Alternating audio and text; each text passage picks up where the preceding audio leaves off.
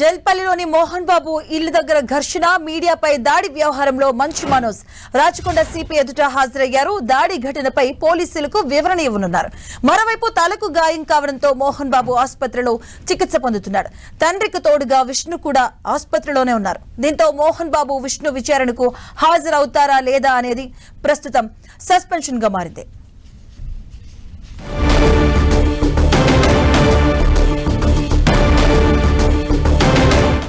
నిన్న జరిగినటువంటి దాడిపై పోలీసులు ముందు విచారణకు హాజరయ్యారు మంచు మనోజ్. జల్పల్లిలో మోహన్ బాబు ఇల్లు దగ్గర జరిగినటువంటి ఘర్షణ మీడియాపై దాడి వ్యవహారంలో మంచు మనోజ్ రాచకొండ సిపి ఎదుట హాజరయ్యారు. దాడి ఘటనపై పోలీసులకైతే ఆయన వివరణ ఇవ్వబోతున్నారు.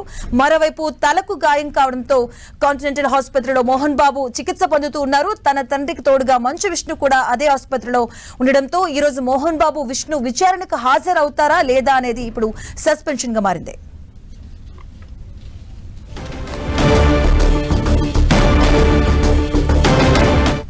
ఇదే అంశానికి సంబంధించిన పూర్తి అప్డేట్స్ మా కరెస్పాండెంట్ సునీల్ అందిస్తారు. సునీల్, ఈరోజు మంచు మనోజ్ కొద్దిసేపటిమే రాచకొండ పోలీస్ కమిషనర్ సుధీర్ బాబు ముందు విచారణకు హాజరు కావడం జరిగింది. కేవలం ఒక్కరు మాత్రమే మంచు మనోజ్ మాత్రమే హాజరు కావడం జరిగింది. ముగ్గురికి నోటీసులు జారీ చేశారు పోలీసులు, మంచు విష్ణుకు, మంచు మనోజ్కి, మోహన్ బాబు. కానీ మోహన్ బాబు, విష్ణు విచారణకు హాజరు కాలేదు, గైర్హాజరయ్యారు. కేవలం ఒక్కరు మాత్రమే మంచు మనోజ్ మాత్రమే అతను అటెండ్ కావడం జరిగింది. ప్రస్తుతం మంచు మనోజ్ దగ్గర స్టేట్మెంట్ ని అటు పోలీసులు నమోదు చేసుకుంటున్నారు. మరోవైపు ఇప్పటికే కాంటినెంటల్ హాస్పిటల్లో ఒక హైడ్రామా నేపథ్యంలో మోహన్ బాబు ట్రీట్మెంట్ తీసుకుంటున్నారు. మరోవైపు విష్ణు కూడా అక్కడే ఉన్నాడు తన తండ్రి వద్ద. ఈ ఇద్దరు కూడా విచారణకు హాజరు కాలేదు. తమకు ఇప్పటికే పోలీసులు ఇచ్చిన నోటీసులు సవాల్ చేస్తూ హైకోర్టులో లంచ్ మోషన్ పిటిషన్ దాఖలు చేశారు. ఆ పిటిషన్ పై మరికాసేపులోనే తెలంగాణ హైకోర్టు విచారించిన తర్వాత ఒక నిర్ణయం కూడా తీసుకునే అవకాశం ఉంది. ఏదేమైనప్పుడు కూడా జర్నలిస్టులపై జరిగినటువంటి దాడి ముక్తఖండంతో అటు జర్నలిస్ట్ సమాజం మొత్తం కూడా పూర్తిగా ఖండిస్తుంది. ఈ రోజు రాష్ట్ర వ్యాప్తంగా ఆందోళన బయటపెట్టారు. కొద్దిసేపటినే ఫిలిం ఛాంబర్ ఆఫ్ కామర్స్ ఎదుట వారందరూ కూడా ఆందోళన చేశారు జర్నలిస్ట్ సంఘాలు. దీనికి మద్దతుగా చాలా మంది జర్నలిస్టు సంఘాలు, ప్రజాప్రతినిధులందరూ కూడా వచ్చి మద్దతు తెలిపారు. మొత్తం మీద ఈ ఘటనపై మరికాసేపట్లోనే హైకోర్టు విచారించిన తర్వాత మరి ఎలాంటి నిర్ణయం ప్రకటిస్తుంది. ఎందుకంటే పోలీసులు ఇచ్చిన నోటీసులను సవాల్ చేస్తూ మోహన్ బాబు హైకోర్టులో లంచ్ మోషన్ దాఖలు చేశారు. 2 గంటల నిమిషాల ప్రాంతంలో ఈ పిటిషన్ పై విచారించిన తర్వాత కోర్టు మరి కన్సిడర్ చేస్తుంది. ఎందుకంటే చాలా కొడుతున్నటువంటి వీడియోస్ చాలా క్లియర్ గా ఉన్నాయి. దీంతో పాటు తనపై అటెండ్ మర్డర్ కేసు నమోదు చేయకుండా కేవలం పోలీసులు, పాడిచేరి పోలీసులు కేవలం 118 సెక్షన్స్ మాత్రమే నమోదు చేశారు. దీనిపై కూడా జర్నలిస్ట్ సమాజం తీవ్రంగా బగ్గుమంటుంది. కాబట్టి ఖచ్చితంగా పోలీసులు ఆల్టర్నేట్ గా సెక్షన్ 109 అటెంప్ట్ మర్డర్ కేసు కింద బీఎన్ఎస్ యాక్ట్ ప్రకారం నమోదు చేయాలంటూ కూడా డిమాండ్ చేస్తున్నారు. మరోవైపు మంచు మనోజ్ ఇప్పటికే పోలీస్ కమిషనర్ సుధీర్ బాబు ముందు హాజరయ్యారు.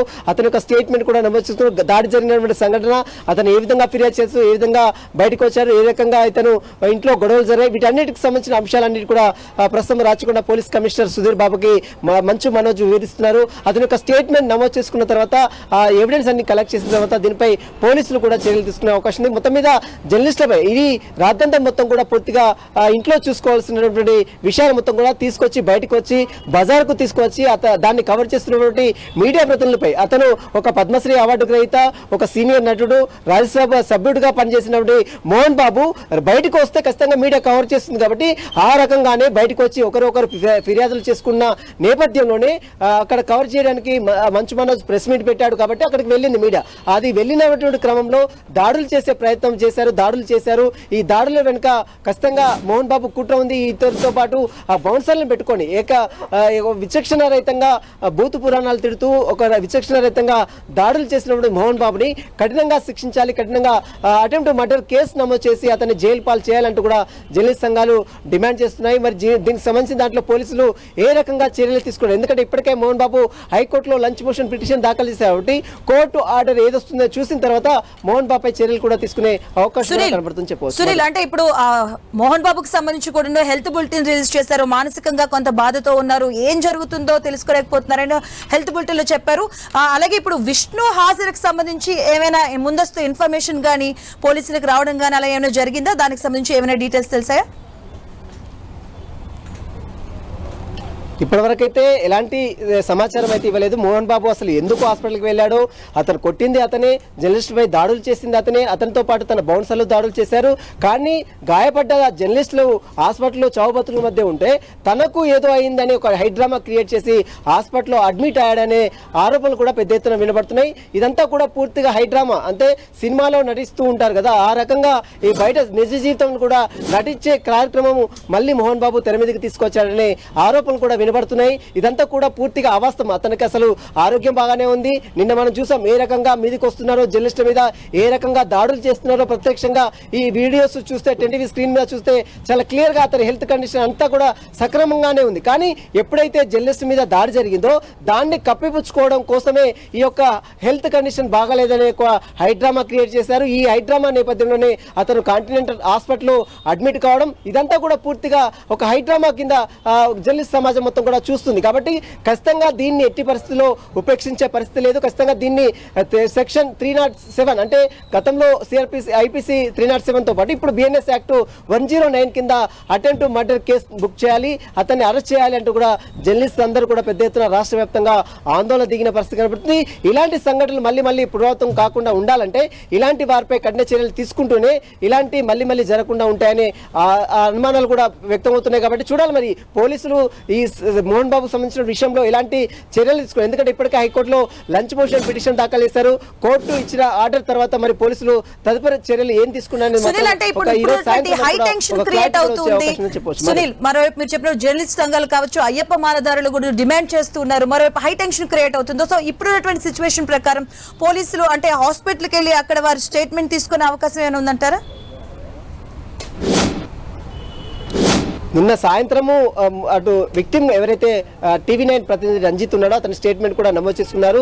మరోవైపు అతను అయ్యప్ప మాలలో ఉన్నారు. మీరు అన్నట్లు ఒక అయ్యప్ప దీక్షలో ఉన్నటువంటి TV9 ప్రతినిధి రంజిత్ మీద ఈ రకంగా దాడి చేయడం, అతని మాలకు కూడా ఎలాంటి విలువ లేదు, అంటే దేవుడు అంటే కూడా అతనికి ఎలాంటి భక్తి లేదు, ఎలాంటి నమ్మకం కూడా లేదని ఇక్కడ దీన్ని బట్టి చూస్తే మనకు చాలా స్పష్టంగా అర్థమవుతుంది. ఒక మాలాదారులో ఉన్నటువంటి అయ్యప్ప స్వామి మాలాదారులో ఉన్నటువంటి వ్యక్తిని విచక్షణ రహితంగా బూతులు తిట్టడం, విచక్షణ రహితంగా దాడి చేయడం, ఇదంతా కూడా పూర్తిగా అటు హిందూ సమాజ వర్గం కూడా పూర్తిగా ఖండిస్తున్నటువంటి పరిస్థితి కనబడుతుంది.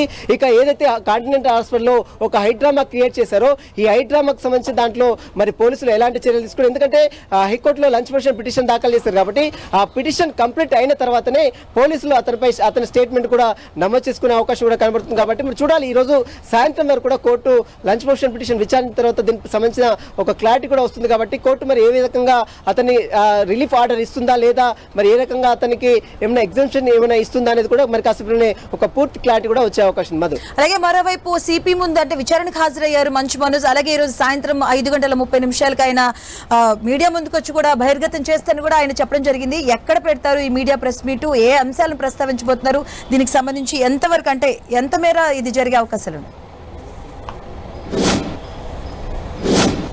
కొద్దిసేపు క్రితమే జల్పల్లి నివాసంలో మంచు మనోజ్ మీడియాతో మాట్లాడారు. కుటుంబంలో జరుగుతున్నటువంటి వివాదాలు మొత్తం కూడా ఇప్పటివరకు అయితే కుటుంబం వరకే అనుకున్నాను, కానీ ఈ వివాదం మొత్తం కూడా బయటకు వెళ్ళింది కాబట్టి ఖచ్చితంగా అన్ని విషయాలు తాను వెల్లడిస్తాను. ఎందుకంటే చాలా విషయాలు ఇంకా బయటకు చెప్పలేదు. తనను ఎంత ఇబ్బందులు గురి చేశారు, తన రెండో ప్రేమించి పెళ్లి చేసుకున్నటువంటి వ్యక్తిని ఎంత టార్చర్ పెట్టారు, తన కుటుంబ సభ్యులు, తన ఆస్తుల తగాదాలు ఏమున్నాయి, వీటన్నిటికీ అంశాలకు సంబంధించిన కులంకషంగా అన్ని వివరాలు కూడా సాయంత్రం వెల్లడిస్తానను, ఇప్పుడు కమిషనర్ కార్యాలయానికి వెళ్తాను అని కొద్దిసేపు క్రితమే మంచు మనోజ్ మీడియాతో మాట్లాడారు. కొద్దిసేపు క్రితమే మీడియా సమావేశం తర్వాత అతను కమిషనర్ కార్యాలయానికి వెళ్ళాడు. కమిషనర్ ముందుకు హాజరయ్యారు. కమిషనర్ విచారణకు సహకరిస్తున్నాడు. అతని దగ్గర స్టేట్మెంట్ కూడా పోలీసులు సేకరిస్తున్నారు.